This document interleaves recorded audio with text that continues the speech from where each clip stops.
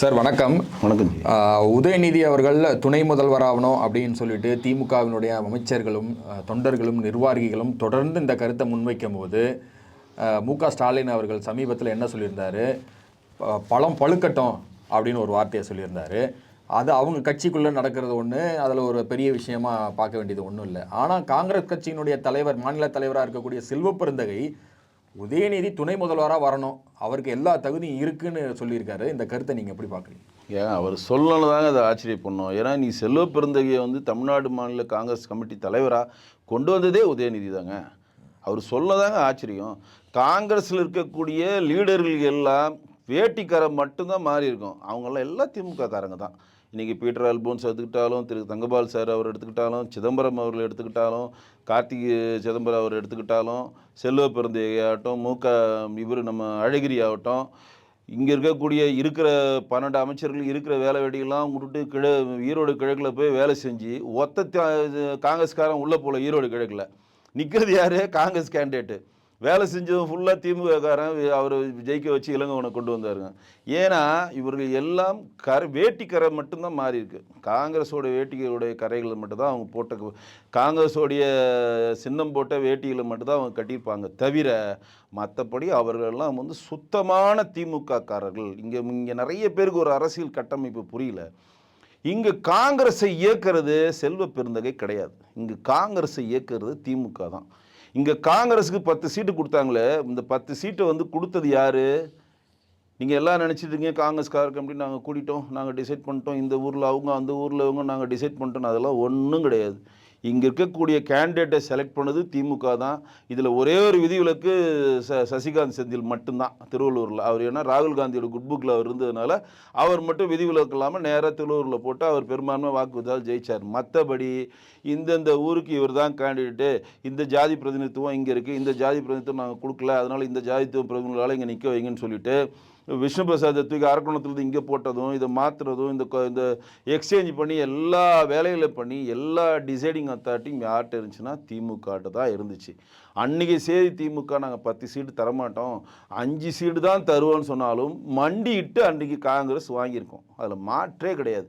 இவன் காமராஜ் ஆட்சியை கொண்டு வருவோம், அதை கொண்டு வருவோம், இதை கொண்டு வருவோன்ட்டு சும்மா ஒரு கதை சொல்லுவாங்க. தவிர அதெல்லாம் எதுவுமே கிடையாது. ஒன்று, உதயநிதி அவர்கள் அமைச்சராக பொறுப்பேற்கிறப்ப நிறைஞ்ச அமாவாசை வளர்பிறைக்கு தான் பொறுப்பேற்றார். உங்களுக்கு எல்லாருமே தெரியும். நம்ம அது கூட ஒரு இதுவாக சொல்லியிருந்தோம். ஏன்னா கடவுள் மறுப்பு சொல்ல பேசுகிறீங்க, நாங்கள் பிள்ளையார் கொண்டு மாட்டோம், சாமியை கும்பிட மாட்டோம்னு படம்லாம் காட்டுறீங்க, ஆனால் நிறைஞ்ச அமாவாசைக்கு தான் வளர்பிறை நோக்கி நகர்றீங்களே அப்படின்னு ஒரு கேள்விக்கு எது பதில் சொல்லலை. இப்போ துணை முதல்வர் எப்போ பொறுப்பேற்க போகிறாரு? நிறைஞ்ச வளர்பிறையில் ஆவணி ஆவட்டம்னு சொல்கிற வருகிற 19ஆம் தேதி தான் அவர் பொறுப்பே அன்றைக்கி மிக மிக சிறந்த ஒரு நன்னாள்னால தான் அன்றைக்கி பொறுப்பேற்கிறார். இப்போ காயாக இருக்கிறது பழம் பழுக்கட்டும்னாரு. ஆல்ரெடி பழுத்துருச்சுன்னு நான் நினைக்கிறேன். மாண்புமிகு முதலமைச்சர் சொன்னது மாதிரி பழுத்துருச்சு. பழுத்தோன்னே முதல்ல ராஜகம்பன் ஃபஸ்ட்டு அந்த மீட்டிங்கில் வெளியே விட்றார். நீங்கள் எல்லாம் துணை முதல்வர் நம்ம எல்லாம் பாராட்டணும், அவர்கிட்ட தான் இனிமேல் நம்ம எல்லாமே போகணுன்னு அவர் விட்டார். நேற்று கீதா ஜீவன் வெளியே விட்றாங்க திருநெல்வேலியில்.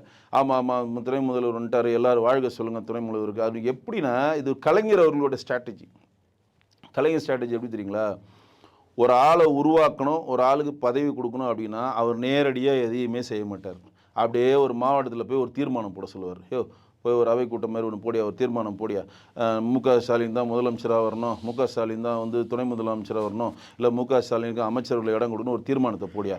அவன் ஒரு தீர்மானத்தை போட்டவொன்னா பக்கத்து மாவட்டம் இருக்கான் பாருங்கள், அவனுக்கு பகீர்னு இருக்கும். ஐயோ இவன் மட்டும் போட்டான், நம்ம போடலன்னா தேவையில்லாமல் இவர் மேலே வந்துட்டார்னா நம்ம ஆப்பு வச்சுருவோம். உடனே இவர் ஒரு தீர்மானம் போடுவான். இவனுங்க எல்லாம் தீர்மானம் போட்டு உள்ளே தலைவரே, ஏன்னா ஏடிஎம்கில் அது நடந்துச்சுல, சசிகலா மட்டும் போய் அம்மா நீங்கள் தான் அம்மா சரி பொதுச் செயலராக வரணும் அப்படின்னு பொன்னையன்லேருந்து மதுசூதன்லேருந்து எடப்பாடியிலேருந்து எல்லாருமே பார்த்தீங்கன்னு நினைக்கிறேன் அந்த சீனு. அந்த இன்னும் காணொலி இருக்குது. அந்த மாதிரி இவங்க அது இது விழுந்தே விட்டாங்க ஐயா அப்படின்ற மாதிரி விழுந்துருவானுங்க. ஏடிஎம்கேல டிஎம்கேல அது கிடையாது. அப்படியே ரூலாக வருவாங்க. முறைப்படி செயற்குழு பொதுக்குழு நாங்கள் கூட்டிட்டோம். செயற்குழு பொதுக்குழு என்ன சொல்லுது? மாண்புமிகு முதலமைச்சர் திரு மு.க. ஸ்டாலின் அமைச்சராகணும்னு சொல்லுது. அதனால காலத்தின் கட்டாயத்தின் பேரில் கட்சியினுடைய கழக உடன்பிறப்புகளுடைய கோரிக்கையின் பேரில் மு.க. ஸ்டாலின் அவர்களை நாங்கள் அமைச்சராக்குறோம், துணை முதல்வராக்கணும். எப்படி இதே ஃபார்முலாவை தான் திரு உதயநிதி அவர்களும் ஃபாலோ பண்ணுறாரு. நீ சொல்லு நீ சொல்லு அப்படியே வரும் எல்லாம் வந்தோன்னே. இப்போ அன்றைக்கி கண்ணப்பன் ஒரு ரவுண்ட் அடித்தாரா, கீதா ஜீவன் அடிச்சாரா, அந்த 3 நாள் பாருங்கள். இப்போ பாருங்கள் இன்றைக்கி துரைமுருகன்லேருந்து எல்லாம் வாய் திறப்பாங்க. தம்பி, நான் கலைஞர் காலத்தில் இருந்து விட்டேன், உங்கள் அப்பா காலத்தில் இருந்து விட்டேன், உங்கள் காலத்தில் நான் இருப்பதற்கு ஆசைப்படுகிறேன். இன்னைக்கு துரைமுருகன் சொல்லுவார், உன்னுடைய மகன் இன்பம் நிதி வந்தால் நான் உயிரோடு இருப்பேன், 86 வயசு ஆகிறது, டெய்லி வீடு அப்போலா, டெய்லி வீடு அப்போலா, டெய்லி வீடு அப்போலா, இதுதான் என் வேலை.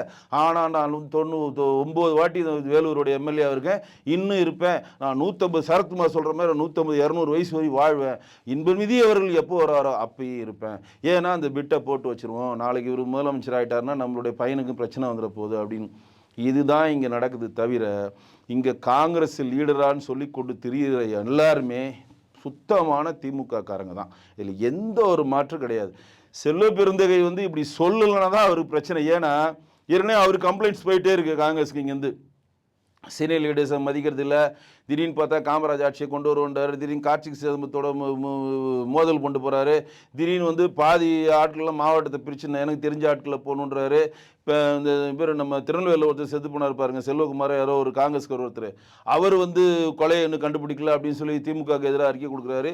இப்போ திமுகவுக்கு எதிராக ஒன்று பேசினாலும் அங்கே போயிட்டே இருக்குனால இடையில ஒரு பூமா பேசினார், நறுக்குன்னு கூப்பிட்டு மண்டையில் கொட்டினாங்க, ஒழுங்க வேலையை மட்டும் பாரு அப்படின்ட்டாங்க. இடையில நாங்கள் காமராஜ் ஆட்சி அமைக்க போகிறோம், நாங்கள் தொண்டர்களை பலப்படுத்த போகிறோம், அப்படி பண்ண போகிறோம், இப்படி பண்ண போகிறோம், நறுக்குன்னு ஒரு கொட்டு கொட்டணும்னா நான் அப்படி சொல்லலை, இப்படி அர்த்தம் கொள்ள சொல்லப்பட்டது, இப்படி செய்யப்பட்டதுன்னு சொல்லி படம் காட்டி ஒதுங்கிட்டாங்க. ஏன்னா காங்கிரஸ் ஒரு இதில் தெளிவாக இருக்கிறாங்க. என்னென்னா இனிமேல் எந்த காலகட்டத்தையும் தமிழ்நாட்டில் அவங்க ஆட்சி அமைக்க முடியாது, இனிமேல் திராவிட கட்சிகள் சப்போர்ட்டோடு தான் நகர முடியும்.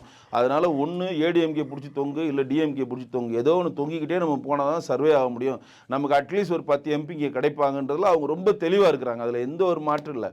இல்லாட்டி ஒரு கொள்கை முரண்பாடு பாருங்களேன். அங்கே தயலம்மாவையும் கனிமொழி அவர்களும் 2G ஸ்பெக்ட்ரம் வழக்கில் மிகப்பெரிய ஒரு ஊழல் பண்ணியிருக்காங்கன்னு சொல்லி ரைடு விடுறாங்க. இதில் அண்ணாரிவாளத்தில் மேலே அண்ணாரிவாளத்தில் ரைட் போயிட்டு இருக்கு கலைஞர் டிவியில். கீழே கூட்டணி பேச்சுவார்த்தை நடத்துங்க. அப்போ தான் 69 சீட்டு கொடுத்தாங்க காங்கிரஸுக்கு, டிஎம்கே உங்களுக்கு தெரியும். அன்றைக்கி காங்கிரஸும் டிஎம்கேயும் கூட்டணியில் இருக்கிறது தான் 2G ஸ்பெக்ட்ரம் வழக்கில் கனிமொழியும் ராஜாவத்தையும் உள்ளே வச்சார் ப. சிதம்பரம்.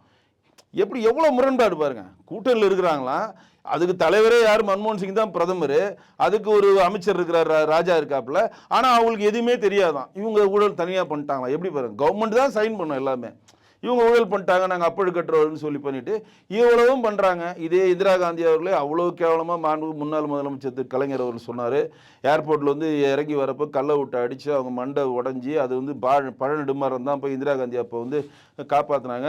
காப்பாற்றுறப்ப என்னங்க இந்திரா காந்தி இப்படி உங்கள் தொண்டர்கள்லாம் அடித்து இந்த ரத்தம் வருதுன்னா அது அந்த ரத்தம் இல்லைன்னு சொல்லிட்டு நம்ம இங்கே அச்சில் ஏற்ற முடியாத ஒரு வார்த்தையை சொல்லி அதில் அந்த ரத்தம்னு சொல்லி ஒரு கேவலமாக சொன்னார். சொல்லி ஒரு 2 வருஷம் மிசால 6 மாதத்துக்கு முன்னாடி மிசா சட்டத்தில் கைது பண்ணி அவங்க ஆட்சியை கலைச்சி திருப்பி கூட்டணி வச்சு நேருவின் மகளே வருக நிலையான ஆட்சி தருவேன்றாங்க.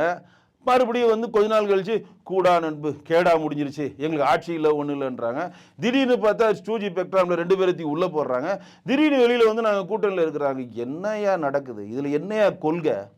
என்ன உங்களுக்கு கொள்கை இருக்குது? இதில் உன்னை போட்டு அடின்னு அடிக்கிறான், அடியெல்லாம் வாங்கிட்டு திருப்பி வச்சுட்டு ஐயோ தாய்க்கு தலைவர் நான் திருப்பி உங்களோடய வரேன். என்ன இது? என்ன கொள்கை எனக்கு புரியல.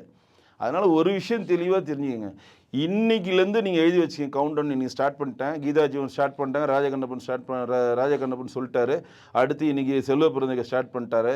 திமுகவில் இருக்கக்கூடிய ஒருவரும் இன்னையிலேருந்து பேச ஆரம்பிப்பாங்க பாருங்க, முந்தி கொண்டு பேசுவாங்க.